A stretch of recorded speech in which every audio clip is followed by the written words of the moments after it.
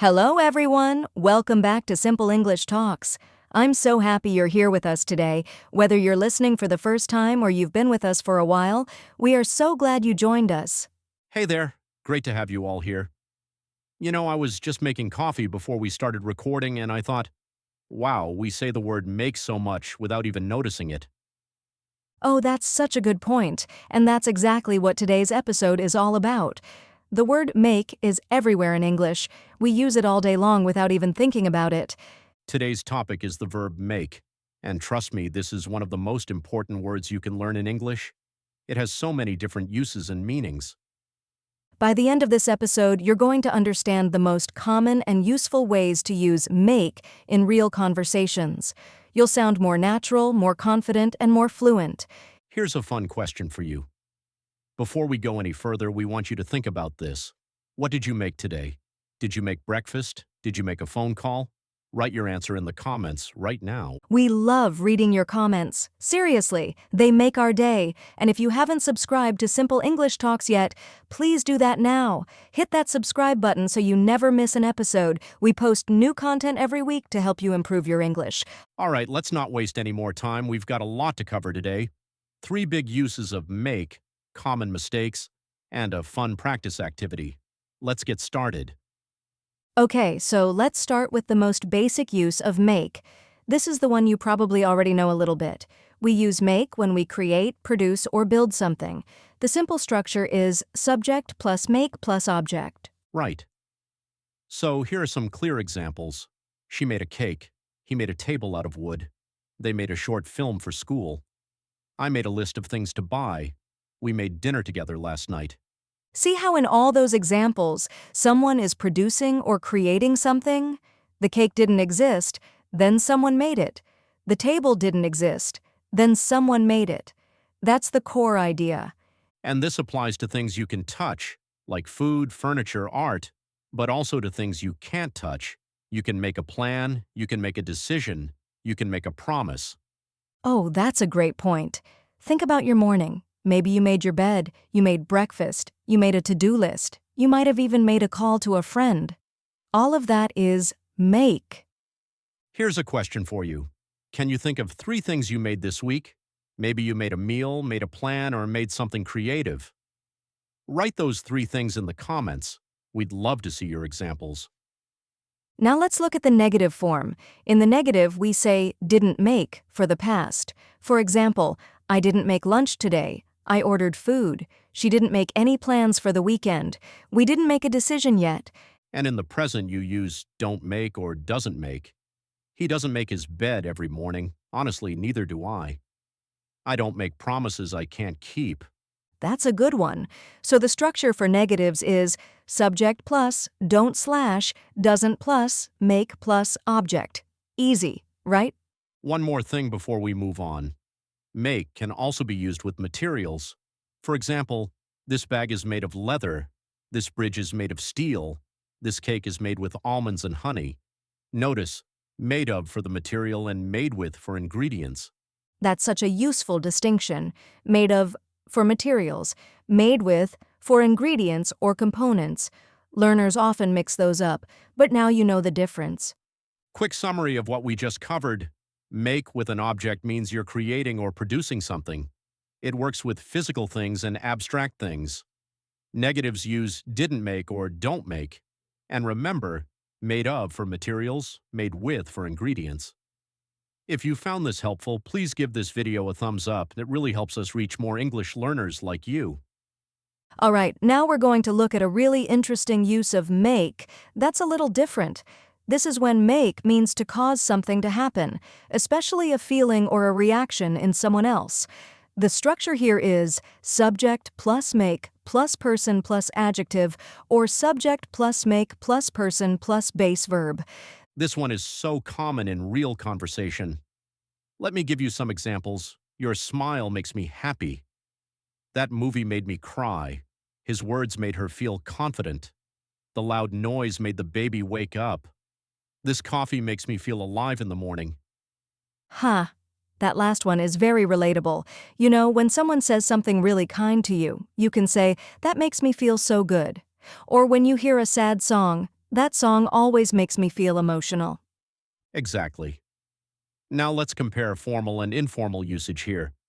In formal writing or professional situations, you might say, this strategy makes the process more efficient. In casual conversation, you'd say, this trick makes everything so much easier. Okay, here's a little dialogue to show this in real life. Imagine two friends talking.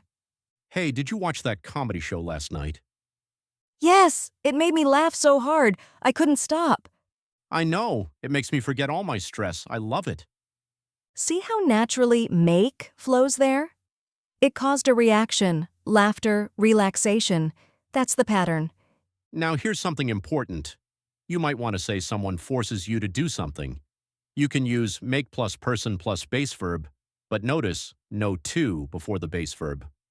For example, my teacher makes us practice every day. My boss makes us write reports every Friday. My mom made me eat vegetables when I was a kid. Right. My mom made me eat, not made me to eat. No to in this structure. This is a very common mistake, and we're going to talk about it more in the mistakes section, so stay with us. First, let's try a quick activity. Think about these questions and say your answers out loud. What makes you happy? What makes you laugh? What makes you feel tired? Say your answers right now. Speaking out loud is the best practice. And write your answers in the comments too. Tell us, what makes you laugh? We always love reading your responses. It makes the community feel so warm and connected. Here's our tip sequence for remembering this use. First, make plus person plus adjective equals cause a feeling. Second, make plus person plus base verb equals cause an action. Third, never use to after make in these structures. Keep those 3 rules in mind and you'll be fine. And don't forget, if you're watching on YouTube, click that subscribe button and ring the notification bell so you never miss our lessons. Now we're going to talk about one of the most practical uses of make. And this is something that will immediately make your English sound more natural. It's make in fixed expressions, also called collocations.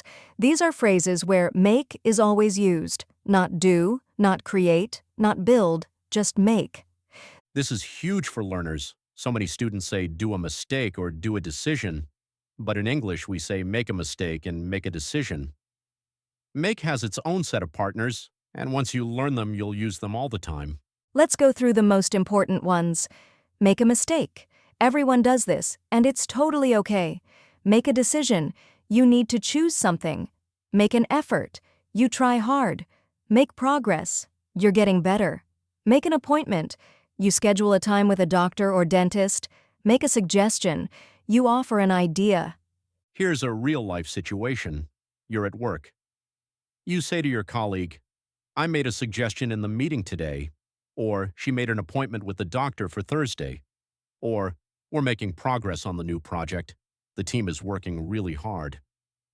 Now, for politeness and naturalness, especially when making requests or suggestions, the make collocation helps a lot.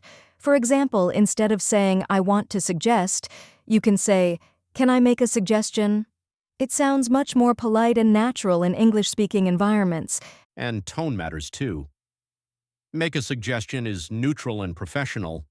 Make a fuss means you're complaining or being dramatic. Make a scene means you're behaving badly in public. So the same word make can shift from very polite to very negative depending on the collocation. That's really interesting. Here's a mini practice. I'll say the beginning of a sentence and you finish it out loud. Ready? I'm going to the doctor tomorrow. I need to make an Appointment.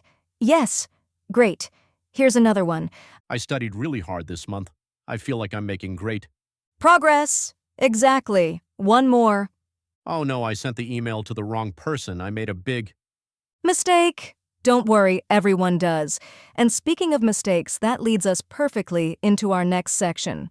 Before we get there, we want to give you a little challenge.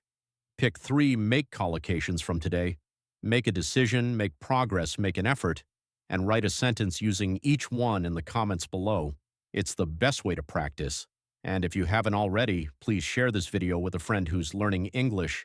Sharing is the best way to support simple English talks. Okay, This is one of my favorite parts of every episode, the common mistakes section. And I'll be honest with you, I made some of these mistakes when I was learning too, so don't feel embarrassed if any of these sound familiar. Same here. Mistakes are how we learn. Let's go through 4 really common errors with make. Mistake number 1, do versus make. Many learners say, I did a mistake, but the correct version is, I made a mistake. In English, make is used with mistakes, decisions, progress, and suggestions. Do is used with tasks, homework, exercise, and jobs. So do your homework but make a mistake. Do the dishes but make dinner. Here's an easy trick. If you're producing or creating something or it's a specific collocation, it's usually make.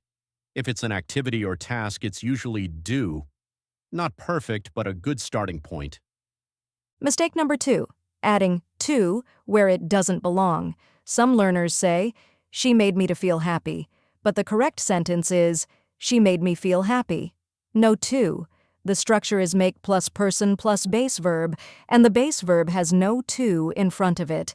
This is a really common one because in some languages the equivalent structure does use an infinitive, but in English, drop the to. Practice saying it, he made me laugh, she made me wait, it made me think. No to, clean and simple. Mistake number 3, using make when you need do. Here's a funny example. A student once said, I'm going to make exercise every morning. But we say, I'm going to do exercise. Or better, I'm going to exercise. We don't say make exercise in English. Similarly, make homework is wrong. It's do homework. Make shopping is wrong. It's do the shopping or go shopping. The more you practice, the more natural this will feel. Mistake number 4, forgetting that make changes with the subject. Some learners forget third person as in present tense. They say, she make lunch every day. But it should be, she makes lunch every day. With he, she, it always makes in present simple. Such an important one. He makes, she makes, it makes. Don't forget that ease. Write a sentence right now using he makes or she makes and drop it in the comments. It's great practice. And remember, every single person learning English makes mistakes. It's not a sign you're failing. It's a sign you're trying. The only way to improve is to keep speaking, keep writing, and keep practicing. Absolutely. Mistakes are just part of the process. Every mistake you make is a lesson, so don't stop. Keep going. And if this video is helping you, please like it and share it with someone else who's learning English. That's the best gift you can give to Simple English Talks. All right, we've reached the practice section. This is where you really get to use what you've learned today. We're going to do a choose the correct sentence activity. I'll give you 2 options, and you pick the right one. Say your answer out loud. Ready? Let's go. Situation 1. You finished a big project at work. Which sentence is correct? Option A. I did a great effort on this project. Option B. I made a great effort on this project. The answer is option B. I made a great effort. Remember, effort is a collocation with make, not do. Situation 2. Your friend tells a really funny joke. Which is correct? Option A. That joke made me to laugh. Option B. That joke made me laugh. Option B. Made me laugh. No to after make when it's followed by a person and a base verb. Good job if you got that one. Situation 3. Talking about your morning routine. Which is correct? Option A. She makes exercise every morning. Option B. She does exercise every morning. Option B. Does exercise. We don't use make with exercise. We do exercise. Nice. Situation 4. You accidentally sent the wrong file to your boss. Which is correct? Option A. I did a mistake. Option B. I made a mistake. Option B. I made a mistake. Always. Say it with me. I made a mistake. It's okay, we all do. Great work. Now here's your challenge. Can you create your own sentences using make in 3 different ways from today's lesson? Use it to mean creating something, causing a feeling, and in a fixed expression. Write all three in the comments. And don't just write, say them out loud too. Speaking out loud is the fastest way to build fluency. Your English doesn't have to be perfect, it just has to be real. The goal is communication, not perfection. Every sentence you speak or write makes you stronger. If you want more practice like this, make sure you're subscribed to Simple English Talks. We're here every week with lessons just like this one. Wow, what an episode! I'm so proud of everyone who stayed with us all the way to the end.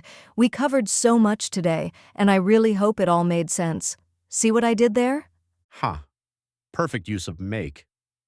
Okay, let's recap the three main things we learned today. Number 1, make plus object means creating or producing something. You make dinner, you make plans, you make a list. Number 2, make plus person plus adjective or base verb means causing a reaction or forcing an action. That song makes me feel calm. She made me wait. Number 3, make in fixed collocations. Make a mistake, make a decision, make an effort, make progress. These are set phrases you need to memorize. And we also talked about the common mistakes. Don't use do when you need make, and don't add to after make plus person plus verb. Those two fixes alone will make your English so much cleaner and more natural. Here's a reflective question for you. Which use of make was new to you today? Or which one surprised you the most? Think about it and then share it in the comments. We read every single comment and we love hearing from you. If this episode helped you, please give it a like, share it with a friend who's learning English, and leave us a comment with your practice sentences. All of that really helps Simple English Talks grow and reach more learners around the world. We are so grateful for your support. Learning English is a journey and we're so happy to be part of yours. Every episode you watch, every sentence you practice, every comment you write, it all adds up. You are making progress every single day, even when it doesn't feel like it. Keep going. Thank you so much for spending time with us today. You are wonderful, you are capable, and your English is getting better. We promise. That's all for today's episode of Simple English Talks. Keep practicing, keep smiling, and we'll see you next time.